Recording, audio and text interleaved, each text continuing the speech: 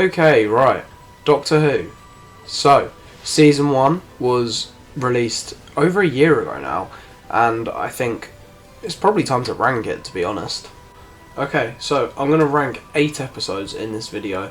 I'm going to skip out The Church on Ruby Road because it's March the 7th currently, and I don't really fancy watching a Christmas special. So, I'm going to rank Space Babies, The Devil's Chord, Boom, 73 Yards, Dot and Bubble, Rogue, The Legend of Ruby Sunday, and Empire of Death. We're going to use a similar style to the way that I done the Sarah Jane Adventures ranking. We're going to use a tier list with 5 different ranks this time. We've got Jodie Whittaker era, so the worst era in Doctor Who history. We have got meh, not special, fantastic, and goated. So, let's get into it. Yet again, push the button. Okay, episode 1, Space Babies. Okay, so it starts off with the new intro, which is great, new season, new intro, and as we learned from the specials, this new RTD era is going to be rushed as fuck. We start off with the normal shit where it's the Doctor kind of explaining himself as A, this is a reboot, and B, they always do it at the start of the series when there's a new Doctor. Most of the universe is knackered. That's the first shoe you learn I'm going to hit you with. That basically sums up the whole season. We get shown the shot of it's an incredible shot of an incredible looking monster. However, that's the only time we see it. I think it's clear that was just a trailer shot because the rest we see it in dodgy CCTV like this. All he wants is massive dick in a cone. No, I would like this next scene, but why is there a bee at my window? Right, the bee's fucked off. But it's a clear copy of the end of the world. I'll catch you in a minute. Who could have guessed that these two scenes were written by the exact same person? But I get it, like they're different characters, but it doesn't hit the same, and it's a frustrating copy that's not as successful. But you, Oh fuck! It's so out of time. been waiting for an awfully long time. I've seen this episode a couple times upon rewatch. It just gets worse and worse every time. I mean, it gets more confusing, the storyline and everything, and then the fact that the Doctor enjoys taking the mick out and scaring the children is really weird.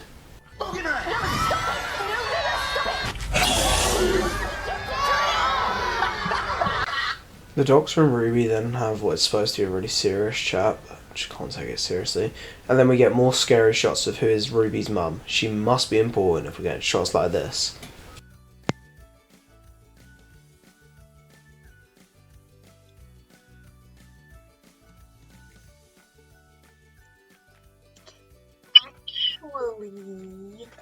It then starts snowing, which happens a lot this season without a lot of explanation. Oh my god, there's a dead baby! Ha!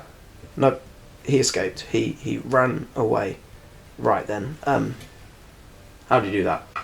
Bonus points if you can guess what the bogeyman's made out of. Ooh, bogies. So the nanny's like, let's kill this foul beast, but the Doctor's like, no, it's a child, or it's one of the children, or I said this shit was confusing. And then like they save the bogeyman and he starts getting like blown, and then the Doctor's getting blown, and then yeah, they start howling like a wolf. And all this and a massive fart allows the ship to travel again. This is the worst episode of Doctor Who ever! Okay, so I'm going to rank these episodes slightly different. I'm going to base it on the acting, the characters, the storyline, the story arc, and the Disney effect. The acting I'm going to give an 8 out of 10. I think Ncuti was amazing. He was energetic. There was a lot of good acting there. The characters are... they're just shit. What have we learned? The first episode of the season we learned the Doctor likes to scare kids, and Ruby still doesn't know who her mum is. Cheers, thanks for that. So that's a 5 out of 10. That's 4 out of 10. The storyline's a 3 out of 10. It's just a bit shit. The story arc's a 2 out of 10, and the Disney effect is... There are some good visuals. There are also some really poor visuals. It's a 3 out of 10, and the episodes... It would not look out of place in the Chris Chibnall and Jodie Whittaker era. It's called The Devil's Chord. I love this episode. There's no pissing about. We get straight into it. Them. What? Me. What? I'm them. You're who? You're who? And this use of pronouns is actually funny, and it pisses me off when people are like, oh, Doctor Who is now utter work nonsense. Like, no, this is actually funny. There was a lot of hype for Jinx Monsoon to be in this. I didn't know who she was, but oh my god, she is incredible. Yeah, okay, that was a bit weird. But then we get this sick intro to the episode.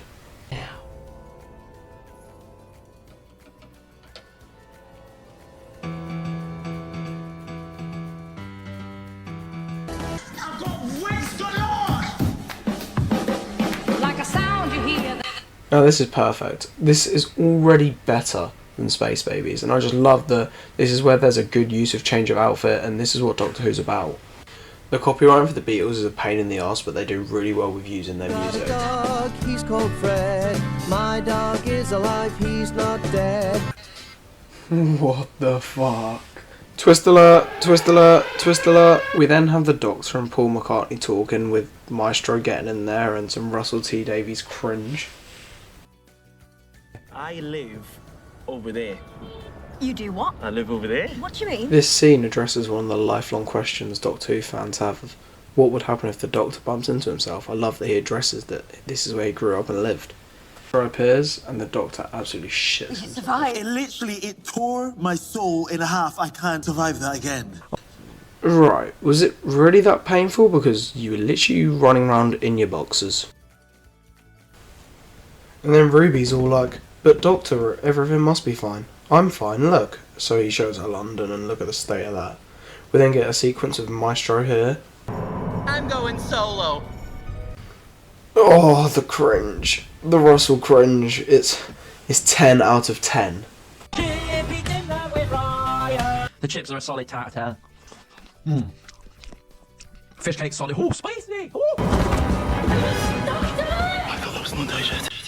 We then get this like really cool visual of Ruby in the air, and if you listen carefully, I'll play the clip now of the music being played, and this is where all the rumours started flying in that it's the Trickster, because it's the same music that was used in the Sarah Jane Adventures to introduce the Trickster. You just... What?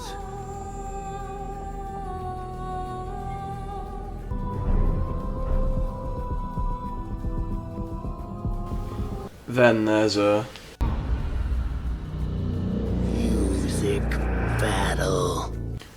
And then there's like the biggest cringe fest in Doctor Who history. It's actually disgusting, and it's shit, because you know they're not even playing. The Doctor plays the wrong chord, but guess who saved the day? Obviously the Beatles. And I'm quite glad it wasn't the Doctor, because that'd just be fucking boring. Always a twist, there's always a twist, there's always a twist at the end.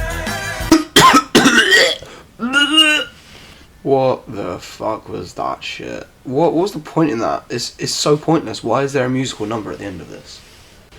Okay, so to conclude, The Devil's Chord is actually an okay episode. I feel like I did give it a lot of flack there that, to be fair, it probably doesn't deserve.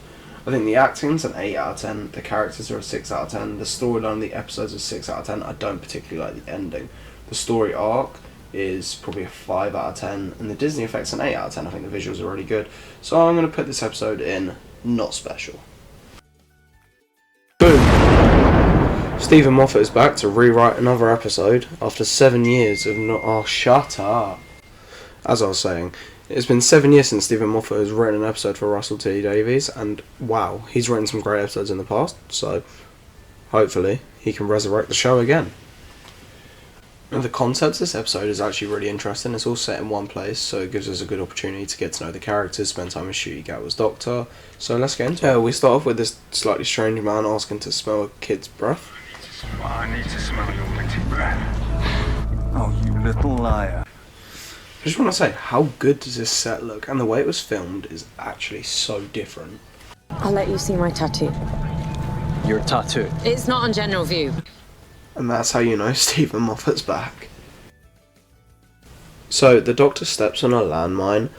Oops. And then, Susan Twist, Susan Twist, Susan Twist. One wrong move and boom! Nice. One thing this episode's so good at, which the whole of season 1 so far has been lacking, is the building of tension. The tension just builds so much throughout the episode because it's so slow but fast at the same time.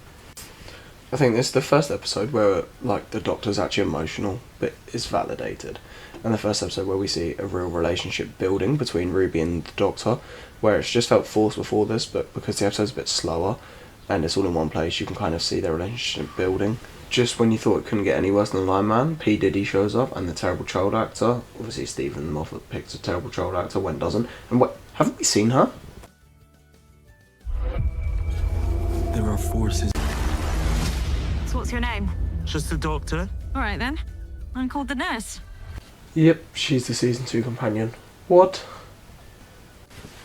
And at this point, who even knows what's going on? We have Susan ambulance turn up, someone shooting Ruby. I mean, this scene is just... it's insane. But the whole entertainment of the scene is interrupted by... who is Ruby's mum? The most boring story arc ever of a series. But it turns out that the Warriors have been fighting nothing. Is this not the same premise of the Warriors of Kudlak from the Sarah Jane Adventures? The episode ends with Ruby being brought back to life and the Doctor excited for like the first time all season, and to be fair, it's a very good episode and ending to the episode. This episode was very good, definitely the best we've had of the season so far. You have to respect it. I like that Steven recalled some of the old stuff from the old episodes. Fish fingers and custard is my favourite. It was good to have a proper Doctor Who episode. I give the acting an 8 out of 10. The only reason it's not a 10 is because of the poor child acting. The characters were an 8 out of 10, the storyline was a 7 out of 10, the story arc 7 out of 10, and the Disney effect an 8 out of 10. What a decent episode. It's going in fantastic. Alright, 73 yards. The season is finally picking up, and they're in Wales. The war between the land and the sea. Was that foreshadowing? The war between the land and the sea. So the Doctor and Ruby are on the edge of this cliff where they find this like weird string thing, and the Doctor evaporates into nowhere. Then Ruby sees this strange woman and tries to talk to her as if she's standing right next to her. Have you seen my friend? He was here. I'm in the thick of it, everybody knows. Can you just wait there? They know me where it snows, I skid in and they froze. Okay. Susan Twist alert! Susan Twist alert! And Ruby gets chatting to her, and then Susan chats to the weird lady and runs away. So then Ruby goes into this old Welsh pub full of really interesting characters that just feel quite stereotypical, and they basically make up a story about Mad Gatwa and they use it to scare Ruby. Hurry up, I've got my hands full. You've got enough passes here to last 2 weeks. This scene really helps Millie Gibson push forward, and her dialogue with the other characters just seems so normal and natural, but then this scary lady appears and everyone starts turning on Ruby. I told her that man was no good with his box of magic tricks. We get Cherry Sunday back as well as Mrs. Flood.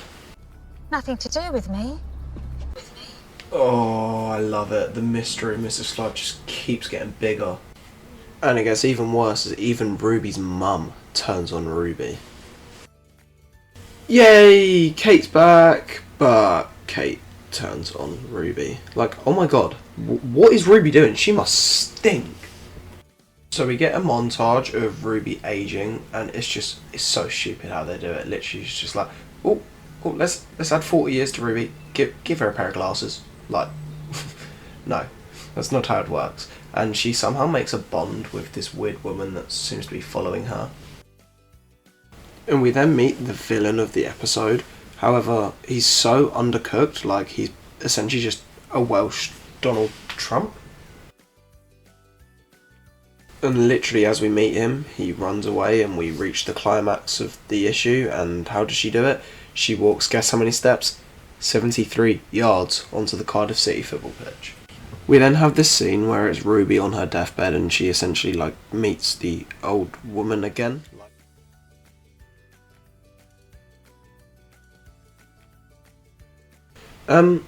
Yeah, so I guess I want to say the woman is Ruby, but it's not explained. In fact, nothing's explained. This episode makes no sense. The more you think about it, there is no meaning or there is nothing to this episode, which led for hundreds of videos of theories and etc, etc. Leaves us with a lot of questions. Why did the Doctor disappear? Where did the Doctor go? Why did the Doctor come back? What was the point in the episode of Ruby meeting herself? But Russell said they won't ever be answered. Showrunners lie, but it's just disappointing. So, I'm going to give the acting a 9 out of 10, the characters an 8 out of 10, the storyline a 6 out of 10, the story arc a 6 out of 10, and the Disney effect a 7 out of 10. I do think this is a good episode. As much as I can slate it, it's a good episode. And for me, it goes straight into fantastic.